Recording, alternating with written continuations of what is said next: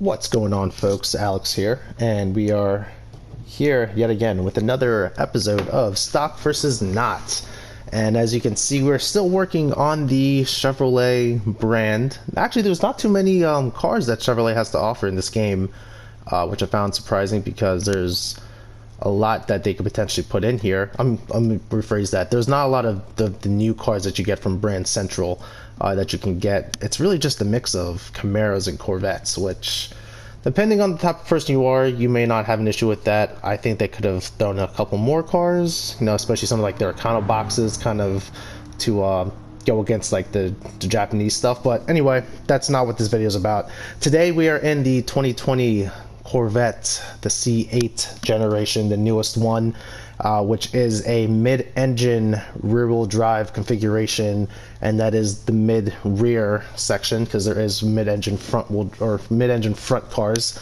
What do we got going on? It has 585 performance points. It's rocking 494 horsepower out of the LT2, I believe, and it's just a smidge over 3,300 pounds.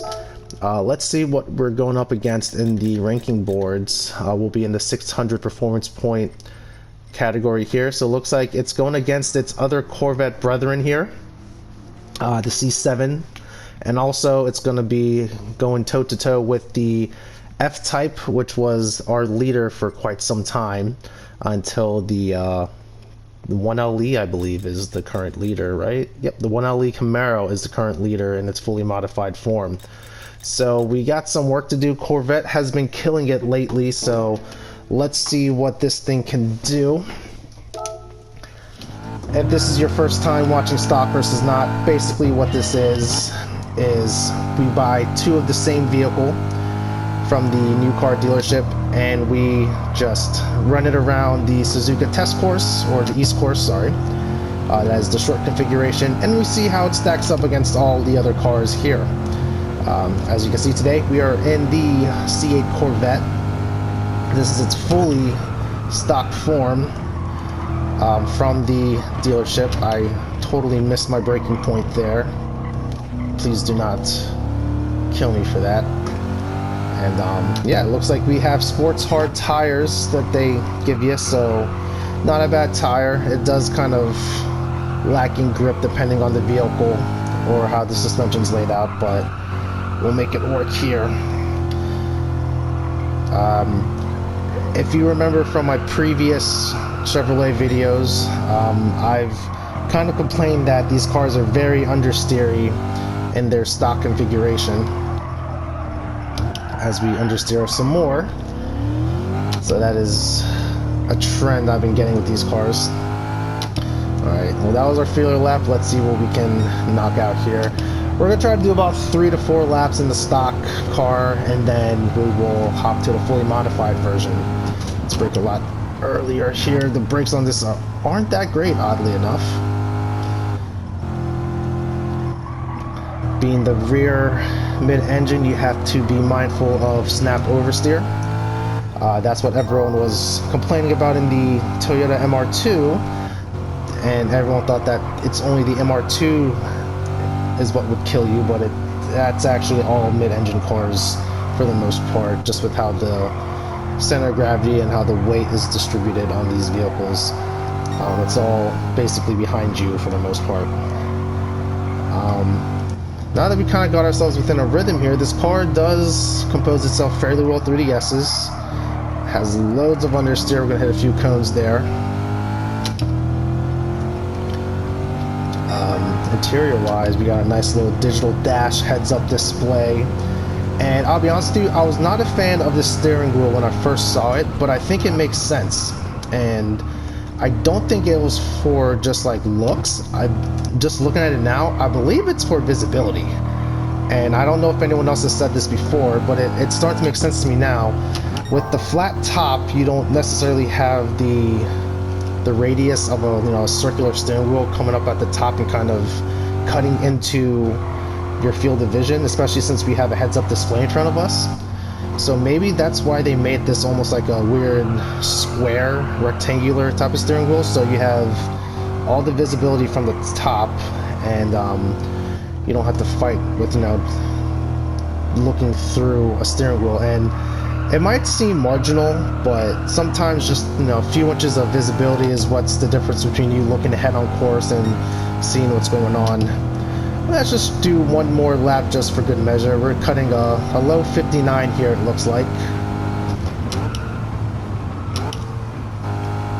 So we're well under 1 minute, which is good. This orange color that this car is in is really nice. This was only the Stingray model. Later on they came back with the Z06, I believe. I could be wrong, but I believe the Z06 is what came out later, which was the faster one. Was it turbocharged? I don't think it's turbocharged. I think it was just a different engine, just a higher output. So this is what came out first. This is the Stingray variant. Bringing back that name. Come on, let's get this rotated.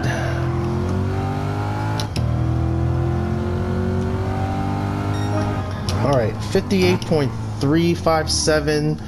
That is what we were able to cut on the stock car.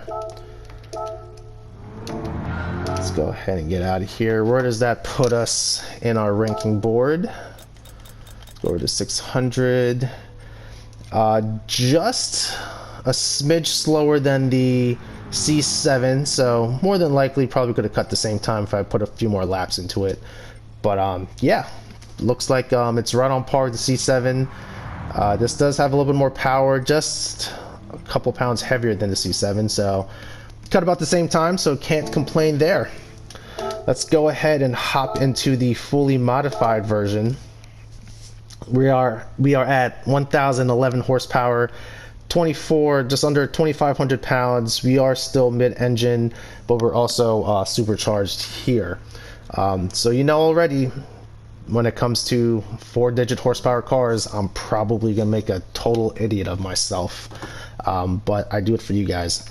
We are at 838 performance points, so let's see, I believe that's going to be the only other one so far. So we're going toe-to-toe with the 1LE Camaro, which is our current leaderboard leader.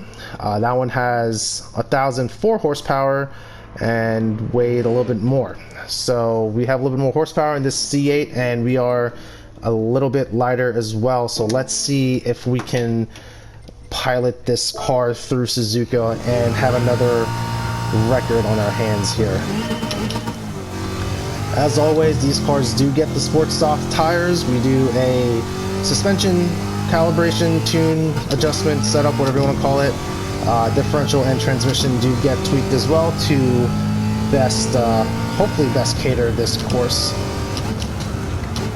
And we basically max out the modifications that GT tuning will allow us to do, along with any of the body enhancements and aerodynamics. And right off the bat, this car is running on par with the rest of the Camaros and Corvettes we've done, where it does take very well to the modifications and suspension tuning. They become very composed, especially when you add aero and downforce to it. These cars really like the downforce, so if you ever want to tune one of these, you know, up that front downforce, up the rear downforce, and these cars are pretty much glued to the road. 49.429, sorry. And brakes are finally respectable for the car. And that whole understeery feeling is no longer there. It's very composed, doesn't feel like it wants to step out or anything.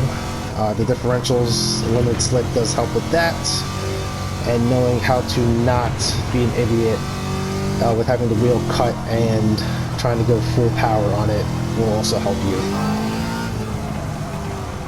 Oh, that was my mistake there. Oh man, okay, yeah. A little too much on that one. But I think this car has a... It's gonna be close to... It's gonna be top leaderboard, I know that much. Well, let's see what we can do. We're probably gonna do a 3 or 4 lapper with this one as well too, or 4 or 5. Let's see what we got.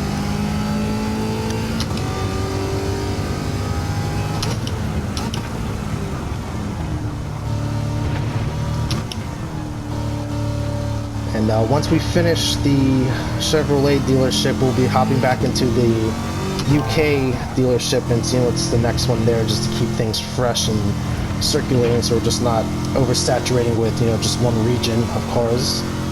Because I know the 7 of you that actually watch these videos probably want to see everything done. And thankfully, with the current, they've been updating cars and everything and putting new ones in. I haven't had to backtrack yet on a manufacturer yet, so that's good, because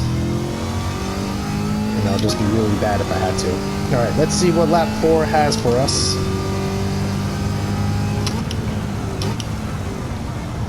Brake as long as you can in a straight line.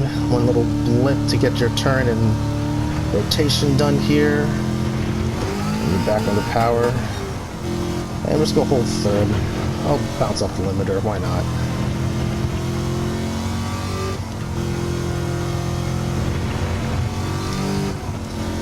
Now there is a guy that autocrosses with the South Jersey region that has one of these. Doesn't typically push it as much as one would hope for him to push it, but I've seen him do some crazy things in that thing, where, you know, just going off course, falling into ditches with it, or potholes and whatnot. And yeah, apparently he tried to space the wheels out with washers and sheared the studs off, and it was, yeah, there's some weird stories about that guy. But yeah, I guess when you have money, you can just do whatever you want to do with these cars.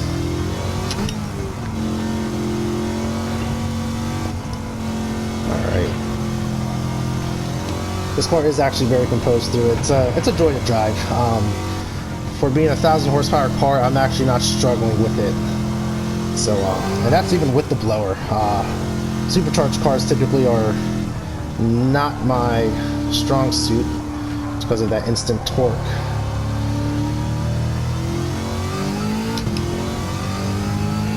All right, 49.186. I believe the 1LE made a 48, but let's see where this puts us. Yeah, optimal would have been a 48.571, and this one falls 4th, so just below the F-Type. If we did hit the optimal, it looks like we would have been number 2, beating out the SS. But there you have it, folks. The C8 Corvette, that's where it falls under our stock versus not video series here. But other than that, that's the video for today. I will catch you guys in the next one.